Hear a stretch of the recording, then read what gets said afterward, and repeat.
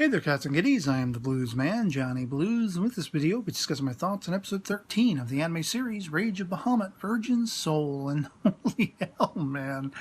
All hell was breaking loose, and I gotta give kudos from straight out of the gate to Nina for having dragoned out for the first time in a while, having given a forcible hug to Chadios in order to emanate that ability from within her, all coming on the coattails of his having activated the Dromos device, which has the heavenly realm pretty much shaking their tootsies. They're like, we gotta get out of Dodge quick. This is something that goes back to the dark times, the ages before humanity versus the heavens, and they are absolutely gobsmacked that humanity has been able to activate this thing, get it working.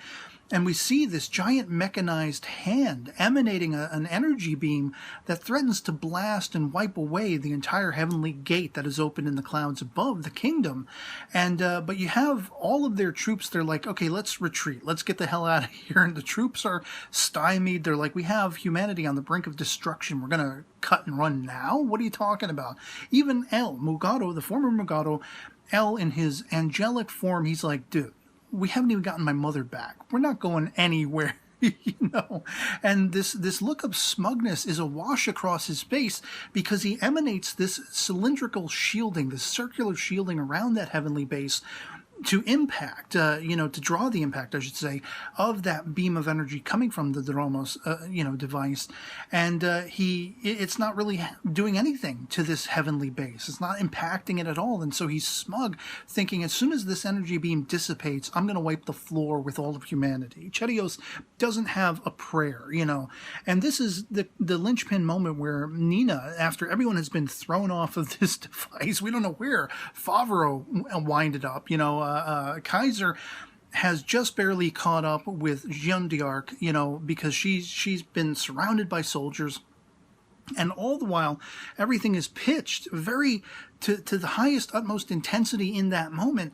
Do you have this giant golem in answer to Nina's dragon form? Once she has manifested and she's transformed into that dragon and she's about to throw down, we have this giant golem coming out of the water to duke it out with her, and it's a pretty pitched, insane battle between them both. I was literally on the edge of my seat because she doesn't have the upper hand, all told. This giant golem is choking her out, and you got all that spit and saliva coming out of her dragon snout and everything.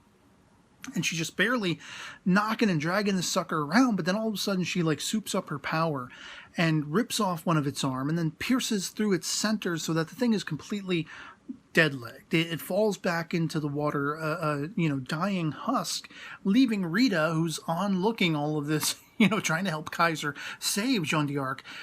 They're just left gobsmacked to say, wow, this is insane. It's incredible.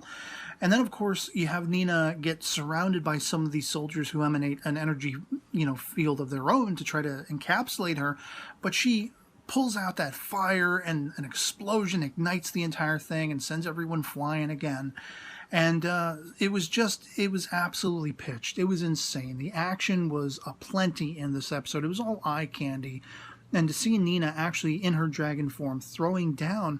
And then there is this tender, intriguing moment that follows where you have Chadios kind of observing her. He's been blinded in one eye, by the way, in the activation of the Dromos, device with that energy beam and the cascade that had circuited back that, caused all the destruction, caused everyone to go flying.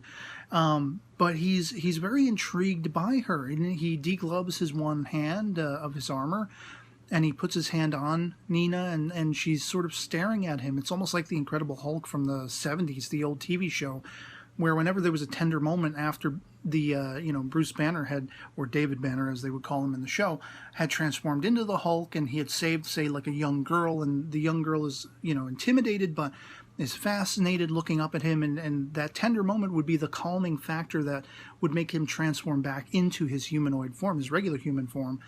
And that's very much what happened here. All of a sudden, this gigantic explosion of luminescence surrounds the forma of Nina's dragon form, and it pairs down back into her humanoid form. And there was something stunning and beautiful about that entire, the cinematography of that entire affair.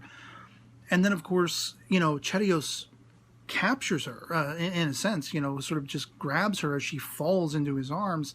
And then you have Rita coming in and intervening, like, you do not touch a naked girl, pervert, especially when she's knocked out, that kind of thing, and protecting Nina and all that kind of stuff. And then she summons Bacchus's vehicle, his horse-drawn carriage, and that marks the getaway of Jeanne d'Arc, Rita, and Nina, respectively. Kaiser decides to stay behind. And, of course, Rita suspects maybe it's because he's concerned about what happened to Favreau. He wants to find him, the Afro, as she calls him, and he denies it, but that could be part and parcel with why he's staying behind. It's really hard to tell.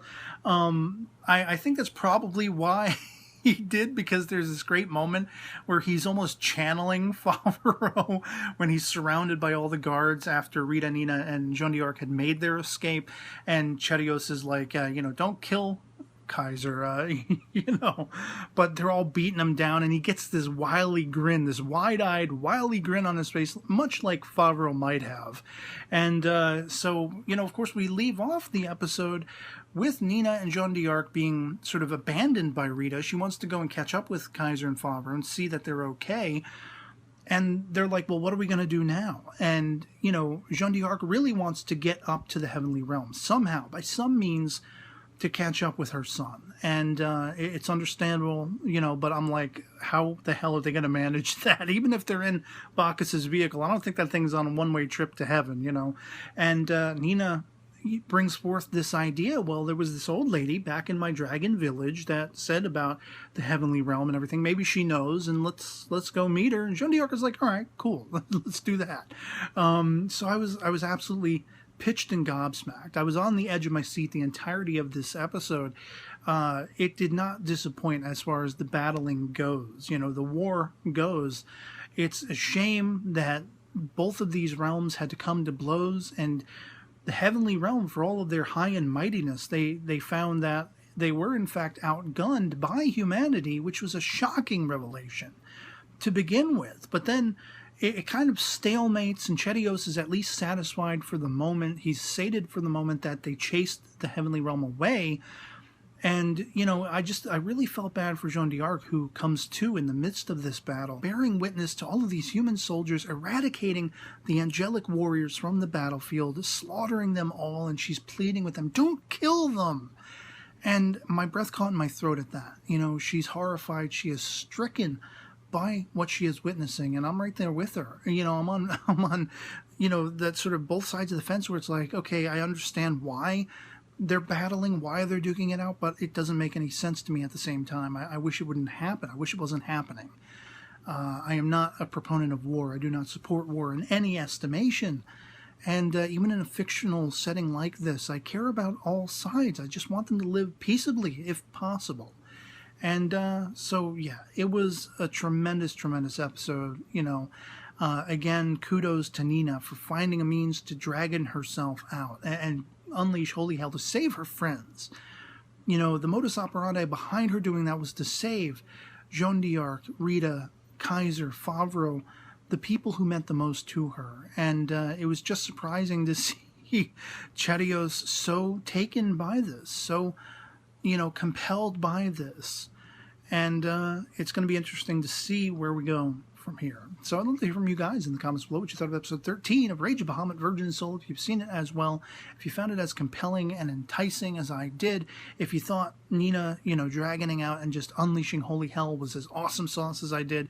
Otherwise, if not, why not? Let me know in the comments below. Just love having that conversation. Even if our POVs happen to disagree, just love having that conversation about anime that we love and about this awesome sauce series that is Rage of Bahamut Virgin Soul.